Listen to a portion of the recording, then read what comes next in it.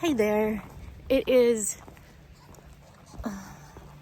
1:50 on Monday, May 15th, and it's been a weird wonky day, one of those days where you're like, can we just start over? But you can't. Some days when it's hard, you just have to keep pressing on, and that is exactly what I'm doing. I'm having to go backwards so that then I can go forwards, and sometimes you have to do that. That's life. But what I wanted to talk about is a day where you could just kind of feel sorry for yourself and how a pity party, but my family, they're so good at recognizing when I need encouragement and need rallying, and that's what they've exactly done. Because I had to go to Walmart. I lost my power bank for my phone, which is critical for me out here because it tells me where the water is, where shelters are, how to navigate this trail. So I have to have my phone besides just doing videos and pictures. So they could sense that I was feeling very, very low. So I wanted to just tell them thank you for their words of encouragement, for everything that they've said. They rallied the troops. So also to the brothers of Phi Gamma Delta, Universities of Central Florida, Omega Phi chapter, thank you. Your words of encouragement and support and rooting for me and all of that, like, literally just made me cry. Because when people are nice to me, it makes me cry. So I loved it. So make me cry. Never stop. But if you are wondering about rushing a fraternity, should you not, I can tell you that my son Marshall loves his fraternity, and so do I. So if you're thinking about it in the fall, I'm just giving a plug to FIJI. Look at it, talk to them, think about it.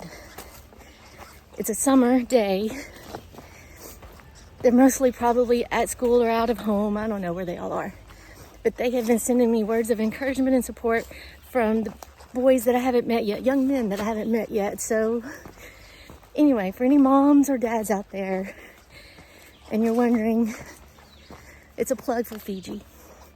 I would also do a plug for Kappa Sigma for the Delta State University chapter, because that's what Mason,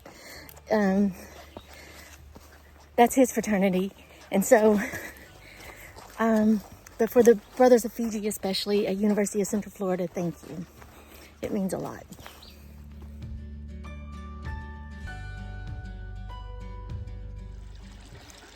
I wanted to show you guys the water source where Katz and I got water. It's beautiful, so pretty. And this right there, that little stream going down, that's where I got water, because it's not touching the rocks or anything like that. So got that, and then we filter it. There is your tip of the day.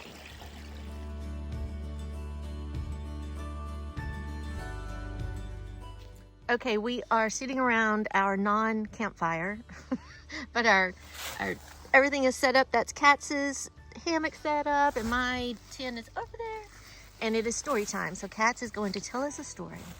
Okay, I'm going to tell if there was a story or fairy tale that scared me as a child. Okay.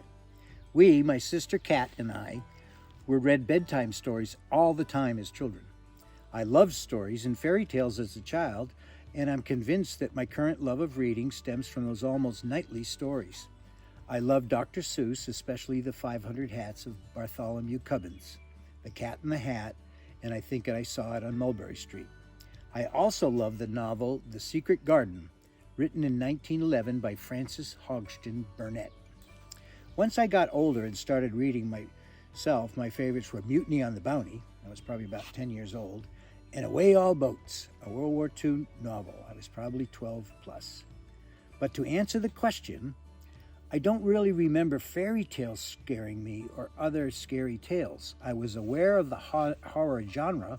For example, I read or at least glanced through The Headless Horseman and certain Edgar Allan Poe novels, but I didn't find them or that genre scary. I found them boring. What did scare me was two movies. The 13 Ghosts when I was 8, and it came out in Alfred Hitchcock's The Birds when I was 11. In both cases, I went to a theater when they premiered. In fact, The 13 Ghosts was a big deal, not for the movie, because I went with all the guys in the neighborhood, and it was the first time I went anywhere without my parents. The movie was a Saturday matinee, and I remember my mother giving me 25 cents to go see it. The movie was considered an underrated classic now, or is. But at the time, it was also unique because every movie patron was given a set of cardboard viewers. As the movie progressed, you could see the ghosts, or not, by looking through the tinted windows. Surrounded by my friends and sometimes mocked, I didn't look through the red tinted lens for the first 12 ghosts. Well, I may have taken a flash look at a time or two, but mostly I watched the movie and the ghosts would be invisible. It was still cool because the actors were all scared and stuff and you didn't see the ghost, but all that changed on ghost number 13. As a child, two things were scary for me: lions and basements. As you can guess, ghost number 13 was a lion in a basement.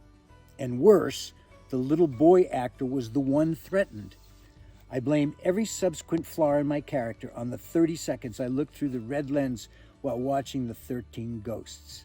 Needless to say, to this day, I detest horror movies. And there's a picture of the ghost lion. Ooh. Okay, The Birds was scary because I saw it at Moody Beach. You guessed, where seagulls are always circling above, and I was 11 and shouldn't have been scared, but I know that night after getting home from the movie, I went straight to bed because, quote, it was late. My first move, I hid under the blankets. I've never seen that movie again. It might be interesting, but I really have no desire to do so. I suspect I probably wouldn't find it scary, probably more campy. Anyway, it was strike 2 for scary movies, and I've avoided watching strike 3 for 59 years since then. Ah, great story, Katz. When I get the question, every Monday I get the question, and I don't even think about it. I don't want to know it in advance, and I just sit down and write.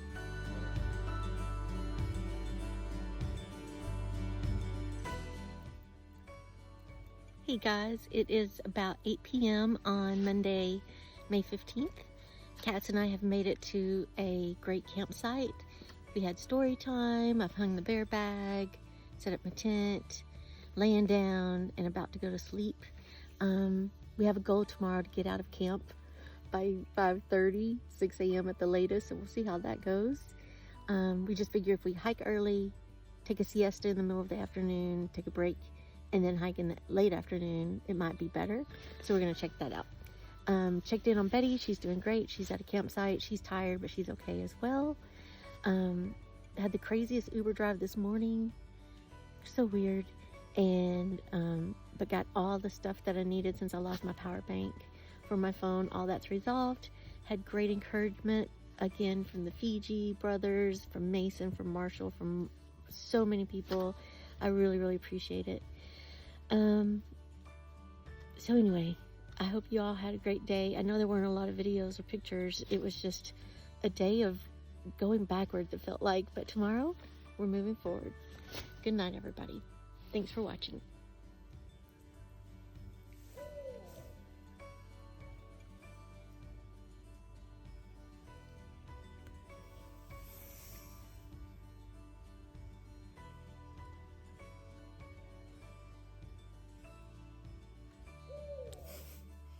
We have a hoot owl near us. I think that's an owl. Let's do one more and then I'll put it down.